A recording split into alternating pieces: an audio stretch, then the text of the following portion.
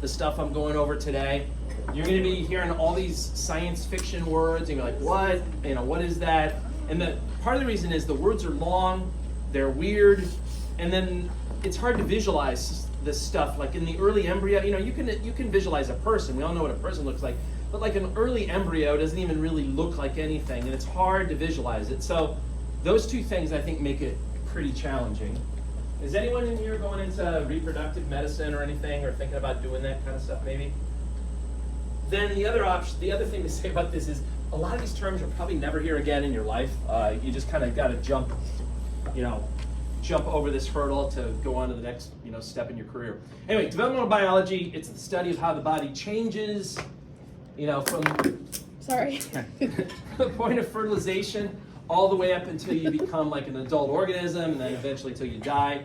In this chapter, of course, we're focusing on the early period before you're born. So, during the first 8 weeks of a pregnancy, the baby is referred to as an embryo, so that's an embryonic period. Starting at the 9th week until birth, you then refer to it as a fetus, so that's the fetal period. After the baby's born, for the first 28 days, you can call it a newborn, or a neonate, or an obligation, whatever you want to call it. A bill. So this is the breakdown of the chapter, and we're only going to get actually through the embryonic period today, which doesn't look like much, but it's actually about 23 slides or so to get through that. Honestly, that's probably the most difficult content, I think, in this chapter is this embryonic period, but that's what we're going to go through today. All right, so we start at the very beginning with fertilization. Where does fertilization happen? Hotel rooms, but no, and wherever.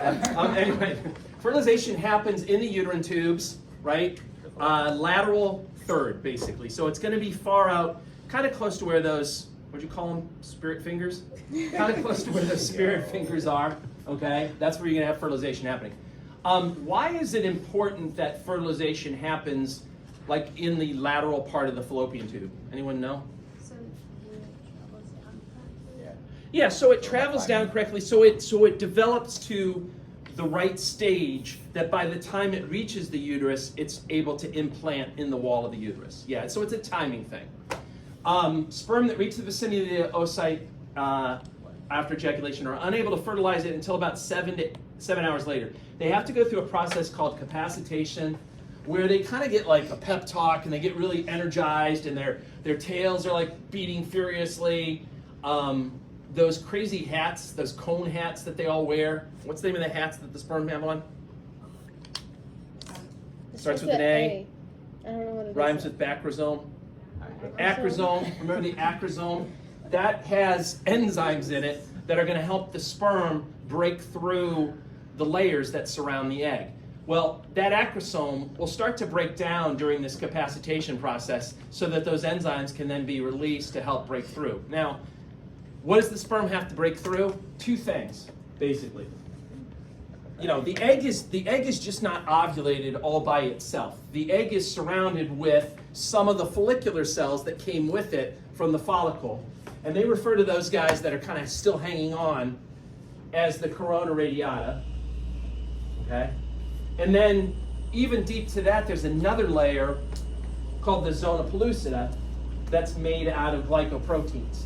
So before the sperm even get to the cell membrane of the egg, they got to break through the corona radiata, they got to break through the zona pellucida, and then they're at the cell membrane of the egg. Okay? Does anyone remember how many sperm did I say it takes to kind of break through that corona, to break through those layers? Yeah, about 100 minimum, right? And that's why they believe, what was the minimum sperm count you should have to still be considered fertile? How much was it? 20 million per milliliter. Yeah, right? And remember, a milliliter is like really tiny, okay? So 20 million sperm per milliliter of seminal fluid means that at least 100 should eventually make it to where the egg is. And all the sperm are working together, at least at first, right? They're all like, okay, let's break through, this is fun, right? And they're all helping each other out. Their acrosomes are breaking down, they're releasing the enzymes, They break through the first layer, they break through the zona pellucida. But ultimately, how many sperm are actually going to penetrate the egg? One. Just one, right? So it's kind of a battle there. The other thing that you should know about or be aware of is how do the sperm know where to go? Like each month, assuming it's a normal menstrual cycle, how many eggs are getting ovulated each month? One. How many ovaries do you have? Two. So it's kind of a crapshoot, right? It could either be from the right or it could be from the left, okay? The sperm, they're getting dropped off in the vagina, right? They're in the vagina. Then they know they're going to go up, and there's a fork in the road, right? As they go up through the uterus, they're like, where do I go, right? So how do they know where to go? Or are they just dumb? Do they just like say, well, you guys go to the left, we'll go to the right, and good luck, and like, how do they know? Anyone know how they know? Well, that would be a guy thing to do. You would think that would be. No, that's not what happens. I was going to say based on position. Who's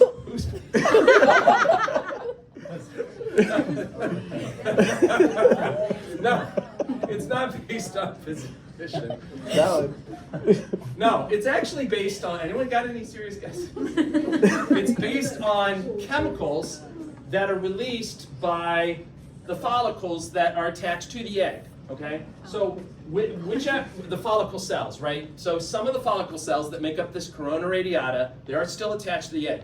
They release chemicals that will attract the sperm to that side, okay? They basically say, hey, we're over here, don't waste your time going down that other way, come towards us, okay?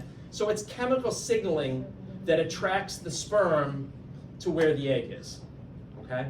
And there's a name for that. Anyone know that this is something that's going to come up again in the class. There's a name for when your body releases chemicals and attracts cells to an area. What's that called? It's called chemical cell attraction theory. No, I made that up. It's called chemotaxis.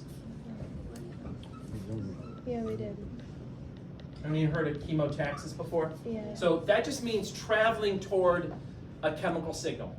So these guys, they release the chemical signal and it tells the sperm, come toward us. Okay? That's one thing. This is a good term to know because it's going to come up later in the class when we do the immune system and we talk about white blood cells. All right? When you have an infection going on someplace in your body, the cells that are already there will release chemical signals to try to attract white blood cells to the area. And that's that whole process of inflammation. So it's the same thing. It's chemotaxis, releasing chemicals that in that case are attracting white blood cells to the area.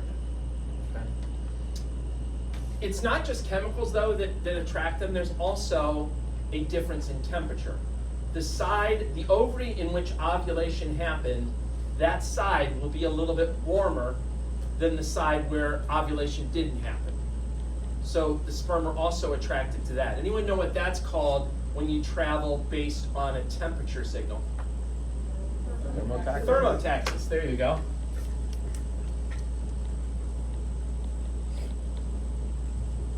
So it's both. Okay. All right.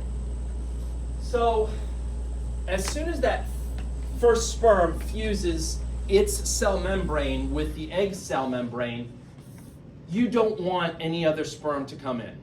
All right? How many chromosomes does the sperm have? 23. How many does the egg have? 23. And when you add them together, you get 46, which is what your body cells have. That's the magic fat. 46 is always the goal. Your body usually does not tolerate numbers that are too high or too low. It really is like obsessed with that number 46. It does not want a whole nother 23 added on. Probably the embryo will just die at a very early stage. You might not even know you were pregnant, but it's not going to go any further. That's how particular our body is about having 46 chromosomes. So you definitely want to make sure only one sperm fertilizes it. The other reason why you want to make sure is that if you have two or more sperm that fertilize it, they have a stupid name that you want to avoid, and that's called polyspermy, right? That's just embarrassing, right? No one wants polyspermy, right? So in order to stop the menace of polyspermy, there's something called the fast block to polyspermy. Basically, after the first sperm gets in, it causes some electrical changes, like within milliseconds, on the surface of the egg that makes it really tough for any other sperm to attach. It's like a depolarization, kind of like what happens on neurons. You also have an electrical differential on other cells. We just don't talk about it that much because it's not important for electrical signaling in other cells. But by changing that, it can make it more difficult for other sperm to attach. Then there's the slow block. The slow block is still pretty fast. I mean, it's happening maybe in seconds, not milliseconds. But with the slow block, chemicals are released that cause the zona pellucida, which is glycoproteins, to harden. And that makes it extra tough for any other sperm to get in. Okay? So hopefully through both of those mechanisms, you only have one sperm fertilizing the egg. Now, as soon as that first sperm attaches to the cell membrane of the egg, that will trigger that egg to finish meiosis II. And if you listen to the, or you watch the video, you'll remember that when the egg is ovulated from the ovaries, it's actually at a stage where it's called a secondary oocyte, and that secondary oocyte is stuck in metaphase 2 of meiosis II. It's trapped there. If there are no sperm around, it's just like a regular menstrual cycle, that's as far as that secondary oocyte is going to go. It will never finish meiosis II, and it'll just degenerate. But if there's a sperm around, it'll fertilize it, it'll finish meiosis II, and then of course they don't miss the opportunity to change the name once again. As soon as it finishes meiosis II, it's going to be referred to as an ovum. Now remember, if you watch the video again, when you do meiosis in sperm, actually that was something we covered in lecture. When you do spermatogenesis, remember during meiosis, the cytoplasm is being evenly split between the primary spermatocytes, the secondary spermatocytes, the spermatids. It's always an even splitting of the cytoplasm. With meiosis in the egg, does the cytoplasm get split evenly? No. No. Remember, there's always one guy that kind of hogs all the cytoplasm, all the organelles, and then there's the guys that get screwed over, right? Who are the guys that get screwed over? What are they called? Polar bodies, right? So the one cell is going to become this larger ovum, and then you'll have another polar body that usually disintegrates. Okay? Now, at this point, just to be clear, you've got an ovum, you've got a sperm that is broken through the cell membrane, but it's still not considered an embryo yet. It's not considered an embryo until the chromosomes actually combine. Until the 23 from the sperm combine with the 23 from the egg, it's not really an embryo yet. Okay? So that brings us to this slide then. So when the nuclei are still separate, okay? Again, picture the sperm having broken through the cell membrane, but the nuclei are still separate. You refer to the nuclei as pronuclei at that point.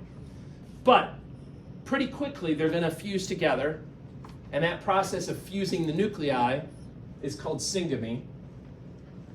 And then once that happens, then you can point at it and say, I got an embryo. Specifically, that very first embryo that you're getting, that one cell is called the zygote, and that's when you can use the term. Okay? The zygote doesn't hang around, though, for very long before it starts undergoing mitosis. And it goes through these rapid mitotic divisions that are referred to as cleavage. And what happens is you've got one embryo that's this one size with a certain amount of cytoplasm, and it's not getting any more cytoplasm. It's got what it's got, and that's it. So every time it divides, by necessity, that means that the cells are getting smaller and smaller and smaller. And again, they never miss an opportunity in this chapter to name something. So they call those blastomeres. All right? Is anyone sick of all these crazy names yet? It's gonna get a lot worse. It's gonna get worse before it gets better. All right. So blastomeres are the smaller cells that you get as that zygote. So the zygote's going to divide and become 2 cells. Then the 2 cells divide and become 4 cells. Then the 4 cells divide and become 8 cells, and it just keeps going like that. Until eventually, by day 3 or 4, you get a solid ball of cells where they just stop counting the number of cells, I guess. Maybe they were bored, I don't know. And they call the thing a morula. It's a solid mass of cells. So you start it up, they're not really showing it, but someplace up at the top there'd be one cell, that would be the zygote. It divides and then has 2 cells. They divide and become 4 cells and so on and so forth until day 4 you get the morula. The morula doesn't last very long before it gets bored and it hollows itself out on the inside. And once it becomes hollow on the inside, it's then referred to as a blastocyst. And if you timed things right, when that's happening should be about the time that it shows up in the uterus, right? It's going to take about 5 days to travel from that lateral part of the fallopian tube and make its way into the uterus. And you should be at the blastocyst stage by the time you get there. Now, the blastocyst has some important parts to it that you're going to need to know. So if you cut the blastocyst open, it's going to be hollow on the inside, but there's going to kind of be a mass that's there that's kind of pushed a little bit to the off center. The name for the membrane on the outside of the blastocyst, they call that the trophoblast. The trophoblast is going to develop into a membrane in the embryo called the chorion.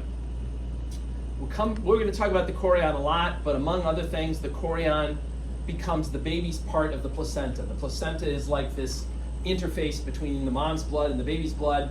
The placenta doesn't really fully develop until about 12 weeks, but the chorion is going to become half of it. It's going to become the baby's half of it. So the trophoblast is giving rise to the chorion, which becomes the baby's half of the placenta. That's kind of boring though. The exciting stuff is happening at the inner cell mass because that's what's actually going to develop into the baby itself, okay?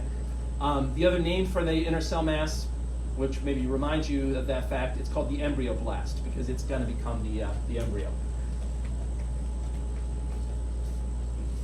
So hopefully by day 5, the blastocyst shows up, it's inside the uterus, and then it takes it about 2 days for that blastocyst to attach to the wall or the lining of the uterus and start kind of working its way in, and that's referred to as implantation. The weird thing about implantation is the way that the blastocyst attaches, it always attaches with the inner cell mass shown in blue facing towards where the endometrium is.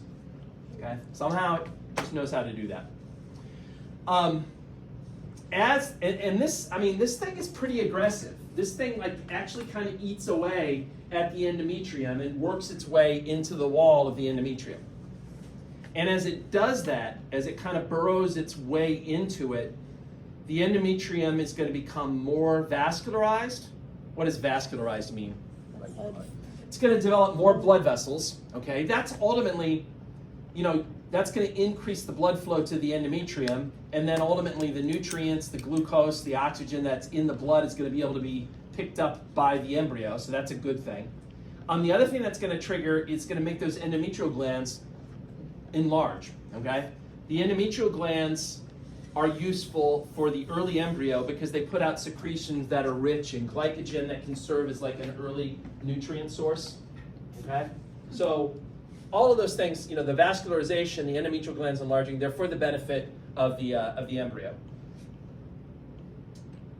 All right, this is a summary slide, which is pretty good, puts it into perspective. So the woman ovulates roughly around day 14 of the cycle, right? The egg gets released, assuming things are going normally and there's sperm there. Fertilization should take place kind of out in that lateral third of the fallopian tube. Eventually you get a zygote. The zygote divides quickly and becomes a 2-cell stage, then a 4-cell stage. Eventually it becomes a solid ball of cells called a morula at about 3 to 4 days. Then at about 5 days, it's shown up inside the uterine cavity. By this time, it's hollow on the inside, and we now call it a blastocyst. The blastocyst then will start to embed itself in the lining of the uterus, and that'll usually take a day or so in order for it to do that. As it sort of eats its way in, they do some name changes once again, which is kind of ridiculous. So instead of referring to this as the endometrium anymore, once the embryo has implanted, they have different names for it. So the part of the endometrium that kind of sits deep to where the blastocyst is, they call that the decidua basalis. The endometrium will actually grow over top of the blastocyst and they refer to that as the decidua capsularis. And then everywhere that there was rest of endometrium that it really didn't change, well, they still changed the name anyway, and they call the rest of the endometrium the decidua parietalis. Don't ask me why. I know it's miserable, but after this class is over, you can forget this stuff. Probably. I don't know, unless you go into some reproductive specialist thing or something. Even those guys, I don't think they even spend time using these words. They're too busy counting their money to deal with this kind of stuff. All right. Anyway, second week, the question becomes, well, what happens to these parts of the blastocyst, right? You got two main parts of the blastocyst. The trophoblast is the membrane on the outside, then the inner cell mass is that thing that's kind of in the middle of it. What happens to them? For the trophoblast, it's going to become a bunch of crazy membranes with crazy names, syncytiotrophoblast and cytotrophoblast. They ultimately, though, the most important thing to remember is they're going to become the chorion. Again, the chorion is the baby's half of the placenta. I'll show you pictures that show the chorion on the placenta in a little bit, and it'll make more sense. That's, to me, the trophoblast part is kind of boring. The real excitement is happening at the inner cell mass because, again, that's where the baby's going to develop. Now, if you look at the inner cell mass, there are two layers that are going to develop from it. There's something called the epiblast, which is shown in blue. That's also known as the primitive ectoderm. And then there's something called the hypoblast that's shown in yellow, and that's also known as the primitive endoderm. The first one, the one in blue, is going to develop into something I'm sure you've heard called the amniotic cavity. The amniotic cavity is that big cavity that the baby's floating around in, and there's all that amniotic fluid. That cavity starts out really small, but eventually it'll grow and it'll surround the entire fetus, okay? But it does start out small. The hypoblast, or the endoderm, which is in yellow, instead becomes something called the yolk sac that we'll talk about here in a moment. So those are two important structures. The amniotic cavity and the yolk sac are important, but the real excitement is at the spot where the two layers touch each other, right here in the middle. So in other words, where the ectoderm, which is in blue, touches the endoderm, which is in yellow, this area here, that's referred to as the bilaminar embryonic disc, and that's what's actually going to become the baby, okay? You see what I mean? Like, these early stages, it doesn't look anything like a person, and you're being expected to know these weird names, and so I think it's challenging for students. All right, so the chorion, as I mentioned, is going to become the embryonic part of the placenta. The placenta is a hybrid organ. Half of it comes from the baby, half of it comes from the mom. The half that comes from the baby is called the chorion, and it develops pretty early on. Again, the placenta itself, it's going to take a while before it's formed, but at least this membrane, this chorion, it's made pretty early on in the pregnancy. Besides being part of the placenta, the other thing that the chorion is famous for and that's important for is making a hormone called HCG, human chorionic gonadotropin. Now, if you watched the video on the reproductive system, you learned that after ovulation, so you've got a mature follicle, and it's going to rupture, and it's going to release the egg, and that's ovulation. What becomes of that mature follicle after it releases the egg? It turns into a what? It turns into a corpus luteum, okay? So that follicle that was holding the egg and then ovulates, it doesn't just disappear, it turns into this thing called a corpus luteum. By the way, what does the word corpus mean? Body. What does luteum mean? Yellow. So it's the yellow body. I guess it looks kind of yellowish. I don't know. If you ever see like diagrams, the artists always draw it in yellow because they'll get sued if they don't. I don't know why but anyway, it's always shown in yellow, and I guess it has a yellowish appearance to it. But the corpus luteum is super important in a pregnancy, at least for the first couple of months of a pregnancy, because the corpus luteum will put out high amounts of progesterone. Progesterone prevents the uterine lining from shedding itself. Okay? Progesterone, I like to break that down. What does pro mean? Pro means you're for something, right? And then gest means like gestation or pregnancy. So progesterone is the pro-pregnancy hormone. You need high levels of it to make sure that the pregnancy keeps going so that you don't shed the lining of the uterus, right? That's the absolute worst thing that could happen during a pregnancy, right? That basically is a miscarriage. You don't want to shed the lining of the uterus, and so progesterone helps you out. Progesterone comes from the corpus luteum. Now, if it's a regular cycle, when you don't become pregnant, the corpus luteum has a lifespan of about 2 weeks. But then it will naturally die off, and when it dies off, no more progesterone, you shed the lining of the uterus, and your monthly cycle begins again. If you do become pregnant, this chorion develops, it releases HCG that basically keeps the corpus luteum alive, right? Or the way they word it up here, rescuing the corpus luteum from degeneration. It just means it's keeping it alive. And as long as the corpus luteum's alive, you'll get high amounts of progesterone that'll keep the pregnancy going, okay? So it's super, super important, okay? The other thing, clinically, what do they use, what's HCG used for clinically? Pregnancy test, all right? When you pee on that little dipstick thing or whatever, right? And then you get like a happy smile, or you get like, oh shoot, you're pregnant, like one of the two. Anyway, that's based on HCG. Okay, some of the HCG comes from the corpus luteum. Only pregnant women, HCG comes from the chorion. Only women that are pregnant should have a chorion, so they should only have the HCG. HCG, a little bit of it gets into the mom's blood, and then the kidneys filter that, so some of the HCG gets into her urine, and then you can test for it by peeing on one of those like dipstick things. The other two things, the amniotic cavity, the yolk sac. Again, the amniotic cavity, it starts out small, shown here in blue, but eventually it'll expand and it will surround the entire baby, okay? It acts like a shock absorber when it's filled up with fluid. It helps to regulate the body temperature, so it's important for a lot of things, okay?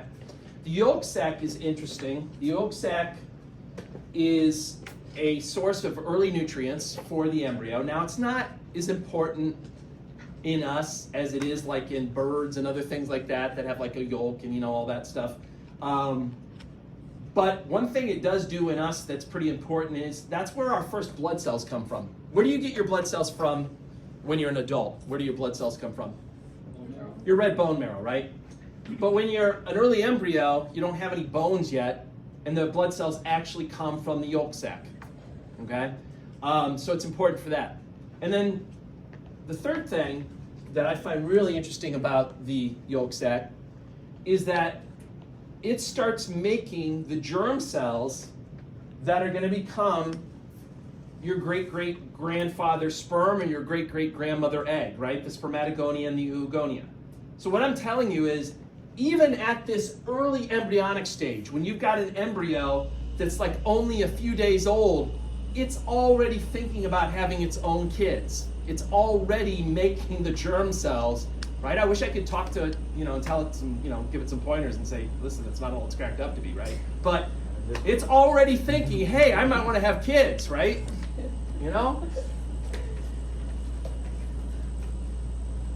Talk some sense into it. All right, on the 9th day, I feel like I'm reading from the Genesis. On the 9th day, syncytial trophoblast expands and forms small spaces called lacunae.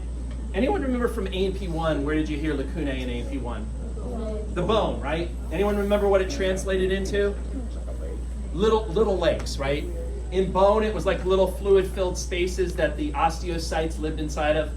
Here, it has nothing to do with bone, but they are spaces that are filled up with fluid, but in this case, they actually become filled up with blood. So what happens is, this syncytial trophoblast, which is part of that trophoblast that's on the blastocyst, it eats its way into the endometrium, and it creates these lacunae, like these little spaces, and eventually those lacunae will expand and they will make contact with some of the mom's blood vessels that are in the endometrium. Those mom's blood vessels are called maternal sinusoids. And once these guys kind of eat their way into these maternal sinusoids, the blood that's in those blood vessels will start filling up these lacunae. So all of these little spots that you see here, all these lacunae, they will become filled up with the mom's blood.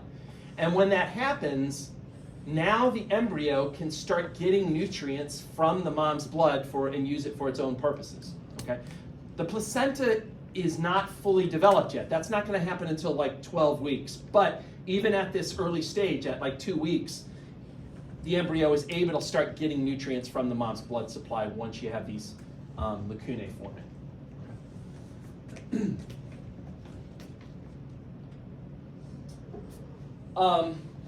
Other thing, by the end of the second week, the embryo will start to sort of detach itself from the wall of the blastocyst, and instead will be held to it by this thing called the connecting stalk. It probably doesn't take much imagination to realize that. What do you think the connecting stalk is going to become? The umbilical cord, right? So the connecting stalk is eventually going to become the umbilical cord. So this is all during the second week. Eventually, though, you get into the third week. Actually, let me stop for a second. This is a lot of information. Any questions about anything up until this point? Yeah, Nicole. The lacunae, if that starts to like erode in the endometrium, Yes. then it erodes so much that it goes into the vessels. Correct. And then the blood will then fill up the lacunae, and once that happens, the baby can start using that as a source of nutrients. Jess? Does that mean the yolk sac becomes obsolete at that point, or does it like deteriorate, or? No, I mean the yolk sac will still help like make blood cells for the baby. Again, remember, the mom's blood and the baby's blood are not actually mixing, so the baby still has to make its own red blood cells. Yeah, so the yolk sac is not obsolete yet, but I mean it's becoming more obsolete. I wouldn't rule out it's not an important source of nutrients at this point, but you still need it as a source for like blood cells and things. Yeah. Any other questions about any of this stuff? All right, so third week, some more crazy stuff is going to happen in the third week. By the way, if you can just make it through like the fourth week, the 5th through the 8th weeks really is just more of the same stuff. It's not really any new stuff. And then the fetal period, which we're not even going to talk about today, the fetal period is not a lot of new stuff. It's really, honestly, these first 4 weeks are probably the trickiest. All right, so at the third week, gastrulation happens, and now you get a third layer forming that you may have heard of before. So you started by having the layer in blue, which is called the ectoderm, and the layer in yellow called the endoderm. But during the third week, this third layer called the mesoderm kind of works its way in between the other 2 layers. And they refer to these 3 layers, and I'm sure you've heard of them before, as the primary germ layers, the ectoderm, the mesoderm, and the endoderm. And your textbook goes into excruciating detail, in my opinion.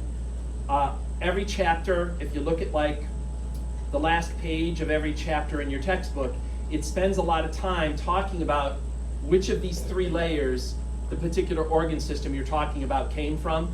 It really, I think it goes into too much detail.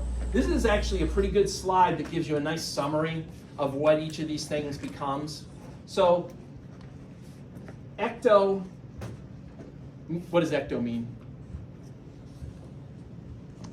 Kind of means like on the outside, and what does endo mean? Inside or within, right? So ectoderm, if you think about it, it gives rise to things on the outside of your body, which may help a little bit because it is the guy that's responsible for the epidermis of your skin, okay, which is on the outside of your body. However, it also does something arguably a lot more important than just your epidermis. It also gives rise to your nervous system, okay, your brain, your spinal cord, your special sensory organs like your eyes and things, they come from the ectoderm, so it's super important for that.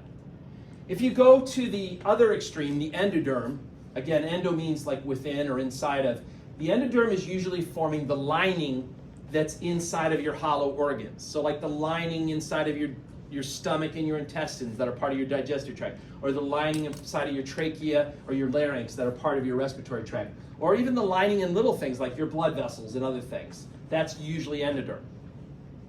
And then that area that's in between the outside and the inside, it's going to be a lot of connective tissue, muscles, bones. That's generally coming from the mesoderm. Okay? That's a quick way to think about what these 3 layers become. If you want like the full story, read your textbook, look at the last things, and it will tell you in excruciating detail like what each of these give rise to. Okay? Once you have a mesoderm, you switch names, and you now call this a trilaminar embryonic disc.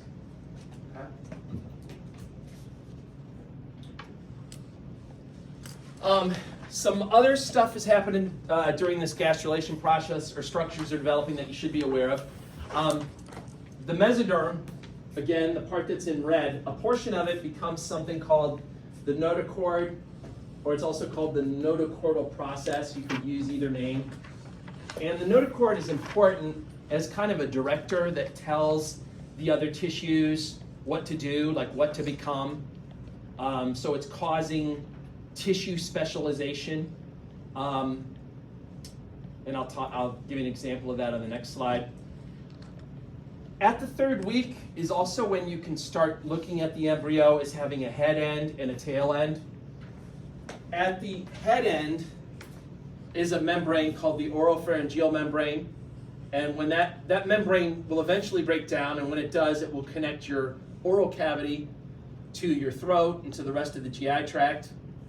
At the other end, there's a cloacal membrane, and it's also going to break down, and then it'll become the openings of the anus, the urinary, the reproductive tract, so that's at the other end. Another thing that's not part of the embryo per se, but that's developing, is something called the allantois. The allantois grows off of the yolk sac, and it sort of inserts itself in that connecting stalk. And that's gonna, again, the whole thing is gonna give rise to your umbilical cord. Now, in addition to gastrulation, there's something called neurulation that's happening during the 3rd week. And this is this might be one of the most important things that happens during the first 4 weeks, because this is forming your central nervous system, your brain and your spinal cord.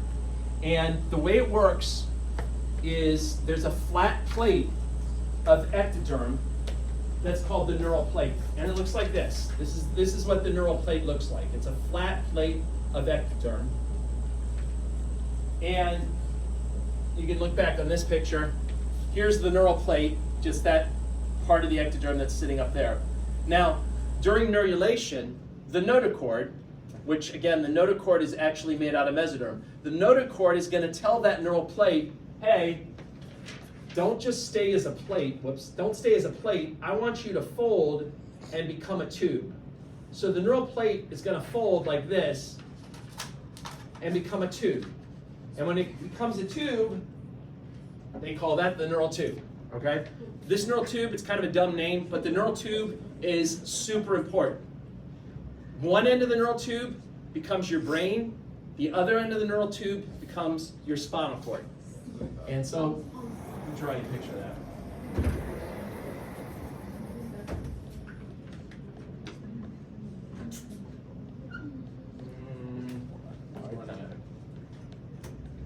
Okay. So it kind of looks like this. The end that's going to become your brain has these sort of bulges on it that are called vesicles. You may, by the way, this was something that was briefly mentioned in AP1 when we talked about the development of the brain. You may remember this, or you may not. You're like, that was like so November ago, right? So this is the neural tube. This is kind of what it looks like. These bulging things that you see here, those are called the brain vesicles. So this whole part of the neural tube becomes the brain.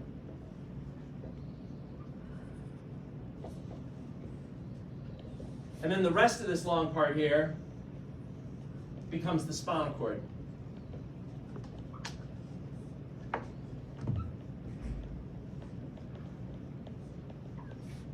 And it's obviously super important. Now, one of the bad things that can happen when you're developing is if that neural plate doesn't fold properly and completely close itself off.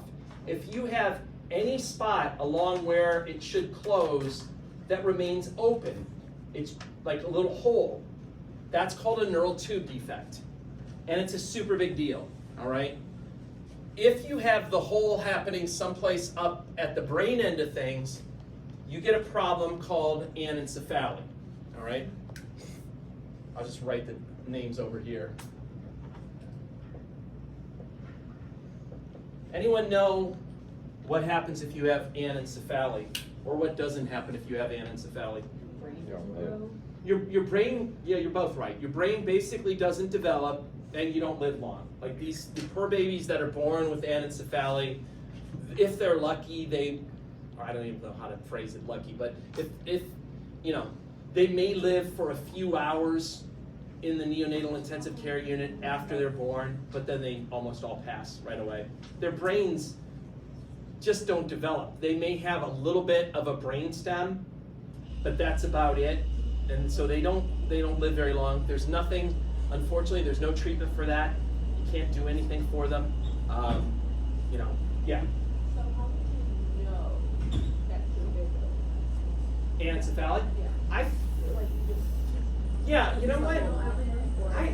You might be able, I'm not an expert on this, you might be able to detect it like on ultrasound. I don't know.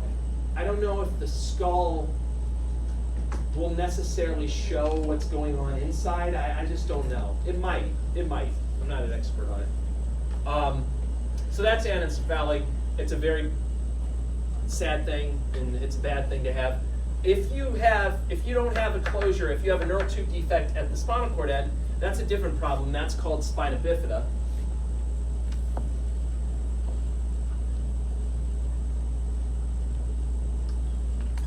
Anyone know what spina bifida can look like in a baby that has that? That's right. They can have on their backs, if you have a baby that has spina bifida, usually right in the middle of their back, you could see maybe a little bump there. It might look like a little sac that's sitting in the middle of their back. And spina bifida can run the gamut from being very, very severe to basically causing no problems at all. There's a wide range. With anencephaly, it's pretty much always terrible. But with spina bifida, it can run the gamut from being really severe to being not bad at all. In the worst cases, you'll have this big sort of bag, it looks like a cyst almost, in the middle of their back. And inside of that cyst are parts of the spinal cord that have been twisted and turned and bent and mostly destroyed. And unfortunately, whatever level in your back that happens at, they will usually be paraplegic below that level. They won't be able to move their legs, they won't have any sensation below that level, or wherever it's at, that will usually define where they're not going to be able to move, not have sensation, etc. Okay, that's the worst case scenario. The best case scenario is something called spina bifida. I know this sounds weird, but it's called spina bifida occulta. It's not like you're like worshiping devils or anything like. Maybe it has two C's. I think it has two C's. Anyway, spina bifida occulta is actually really good to get. That means that you basically have no symptoms. A person that has spina bifida occulta, if you look at them on their back, they may have a freckle, and I'm not exaggerating, like a freckle the size of a millimeter in the middle of their back. And that's it. That's the only symptoms they have. No problems for the rest of their life.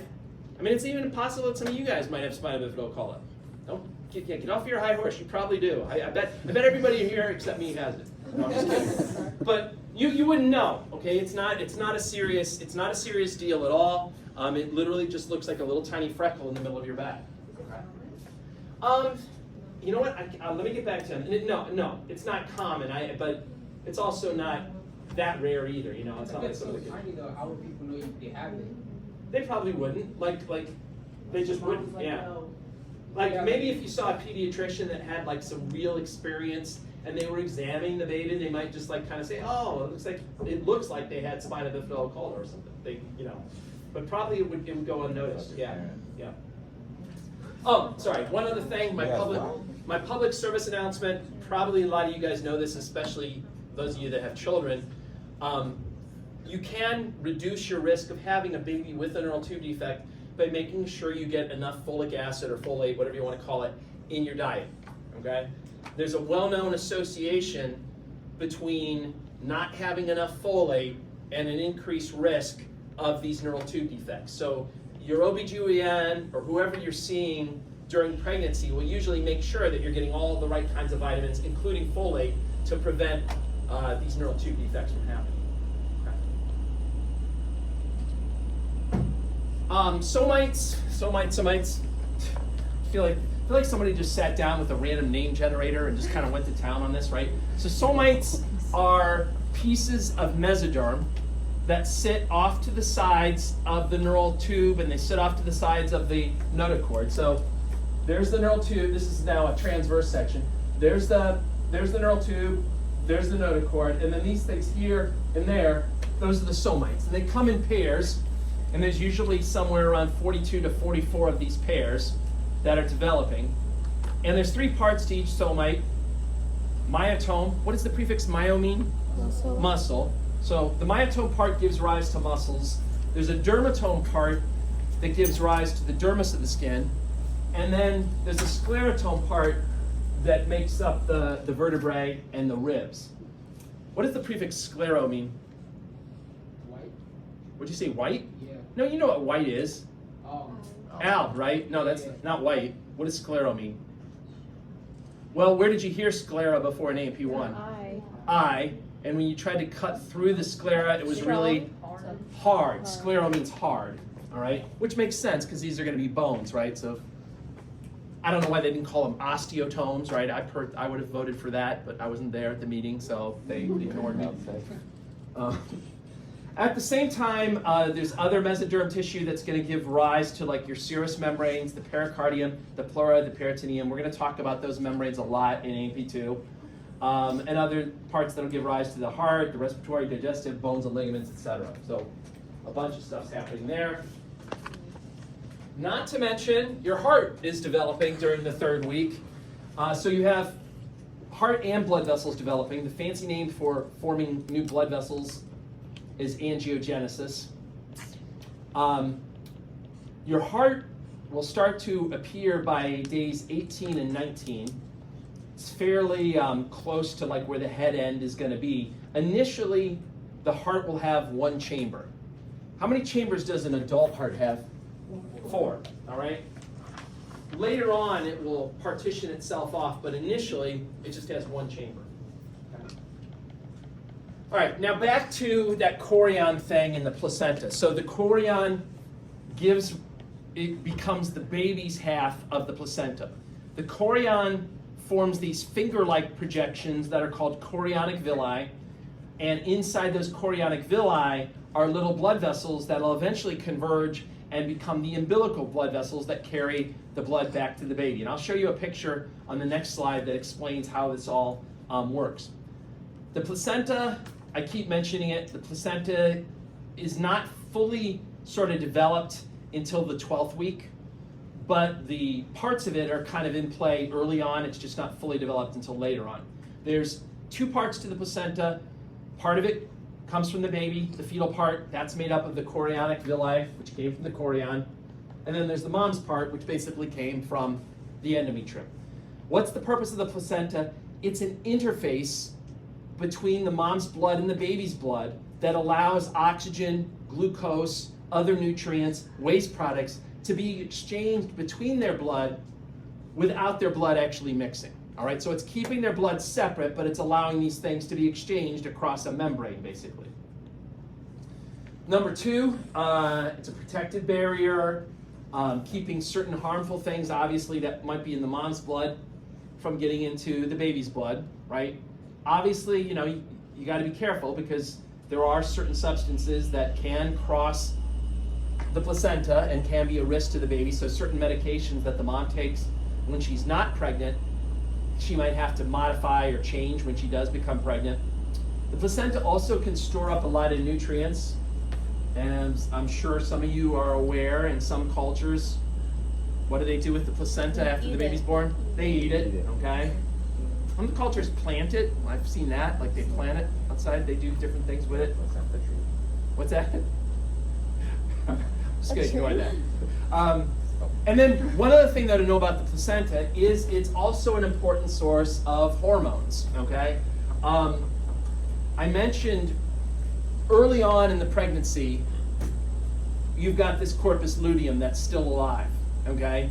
And the reason why it's alive is because HCG is keeping the corpus luteum alive. When the corpus luteum's alive, it puts out progesterone that keeps the pregnancy going. At about 3 months, though, the corpus luteum will die. So sad, it'll die, okay? But you might think that's going to be a disaster because if the corpus luteum's dead, then there'd be no more progesterone, and then you'd think you'd lose the pregnancy. But by that time, the placenta itself will be making its own progesterone, so it kind of doesn't need the corpus luteum at that point. You know, as far as the lining of the uterus is concerned, it doesn't care where the progesterone comes from, just so long as there's a nice steady dose of it throughout pregnancy so that the pregnancy keeps going. Okay. Umbilical cord is the connection between the placenta and the embryo. So here is a picture showing you the placenta and the umbilical cord. So there's the placenta, and then coming off of it is the umbilical cord, which then attaches to the baby. If you look at the placenta super close up, and by the way, this is a diagram, I'm not going to go through it today, but I'll go through it now, but it's also something you should know well for lab. I'll talk more about it on Thursday, but it is something that could appear like on the practical next week. So with the placenta, and I don't really have any good models, so I'll have to use a picture like similar to this one, okay? But just take a note of it, first of all. It's not that complicated. It's basically a hybrid organ. This half of it is coming from the mom, essentially from the endometrium. And then this half is that chorion part that's coming from the baby. The chorion has arranged itself into these little finger-like projections that they refer to as chorionic villi. And inside the chorionic villi are some blood vessels that eventually lead back and they converge and then they join up at the umbilical cord, and then they're going to head over to where the baby is. Okay? So the way that this placenta works, you probably figured this out, but let me just run you through it anyway. You've got these maternal blood vessels, like here, there, and they're bringing in the blood, the fresh oxygenated blood, and the maternal blood is filling up all these spaces here that you see in red. That's all the mom's blood. Okay? The oxygen, the glucose, all of the good stuff is going to cross through the wall of the chorionic villi and then be picked up by the blood vessels that are inside of the chorionic villi. Eventually those blood vessels come, and like I said, they converge on the umbilical cord, and they'll take all of that stuff to the baby so that the baby gets the oxygen and the glucose and all the stuff that it needs. Okay? Now, one thing I want to tell you is looking at here's the umbilical cord. Again, this is just the beginning of it. Obviously, it's going to be a lot longer. But if you look at the umbilical cord, you're going to have 3 blood vessels inside the umbilical cord. You're going to have 2 umbilical arteries, and 1 umbilical vein. And you guys will get to see this on the fetal pigs in lab today. Now, for those of you, I know it's kind of small, but for those of you that are close enough, you can see these umbilical arteries and the umbilical vein, and you can see the colors that they chose for the umbilical arteries and the umbilical vein. Is there anything weird about the colors that they chose for the arteries and the vein? They flipped. They look like they're flipped, right? When I say arteries, you usually think what color? Red. And when I say vein, you usually think blue, right? Here, though, they're flipped, right? The arteries are blue, and the vein is red, okay? Why is that? Are they just being like contrary? They just want to give us grief? Like, why did they do that? Why did they flip that on us? Because of the blood flow? That's right. Can you explain what you mean by that? Like The mom's blood? I don't know. Okay. Yeah, Sebastian. Because I guess it's referring to where the blood flow is going. So like the arteries travel, it's red because it's oxygenated blood to the baby. Right, so that's right. So the vein, I think you're on the right track here. Veins always travel toward the heart, and arteries travel away from the heart, okay? That's the definition of veins and arteries. Veins bring blood toward the heart, arteries bring blood away from the heart. the definition of artery and vein doesn't depend on whether, it's oxygenated or deoxygenated. Arteries always carry blood away from the heart. Veins always take blood toward the heart. So, in these names, the reference point is the baby's heart, is the fetus's heart. The umbilical vein, the reason why it's red is because it's carrying oxygenated blood. But it's called a vein because it's carrying that fresh oxygenated blood toward the baby's heart. Okay? The baby's body will then use the oxygen and the glucose and whatnot. The blood will start to then turn bluish in color after it gets used. And then that used deoxygenated blood is going to be pumped away from the baby's heart and back toward the placenta using the umbilical arteries. Okay?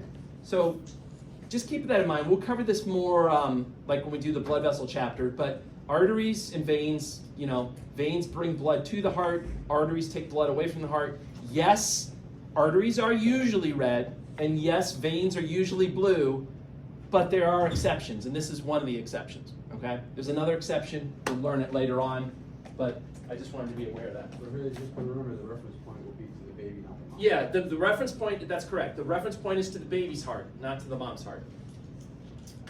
All right, 2 more slides and then I'll let you guys take your break. So, 4th week, the embryo folds and looks more three-dimensional. The somites and the neural tube continue to develop. On the sides of the head and neck region, you get these things called pharyngeal or brachial arches. They're going to form some of the head and neck structures like your larynx and other things that are up there, your voice box. This is also when you see your first evidence of your eyes, your ears, and your limbs. Okay? The otic placode doesn't look like much, but that's going to become your ear. The lens placode doesn't look like much, but that's going to become your eye. You've also got these little bumps that are going to become your arms and your legs. Okay? They don't look like anything yet, but they'll develop into those things later on.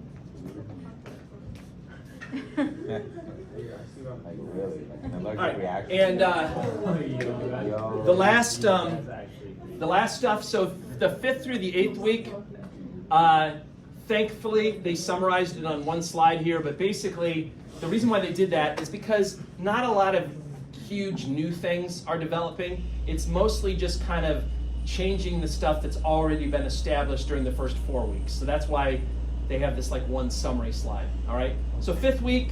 The brain develops further, considerable head growth. What fraction, when a baby's born, what fraction of a baby's height is its head? Can you be more specific than just big head? My baby had a big head. Well, I stands to reason, right? Yeah, see? No, but what fraction? If I said is it half the baby? Like what is it? No. Yeah, quarter's it. It's a quarter. Yeah, it's a quarter, which is still a lot, right? What is it in an adult? It's like an eighth. Your head is like an eighth of your height as an adult. During the 6th week, head gets even larger. There's substantial limb growth. The neck and trunk straight. This is supposed to be a trunk, not truck. Okay, there's no trucks involved. By this point, the heart will now have become 4-chambered. So it'll be like your adult heart.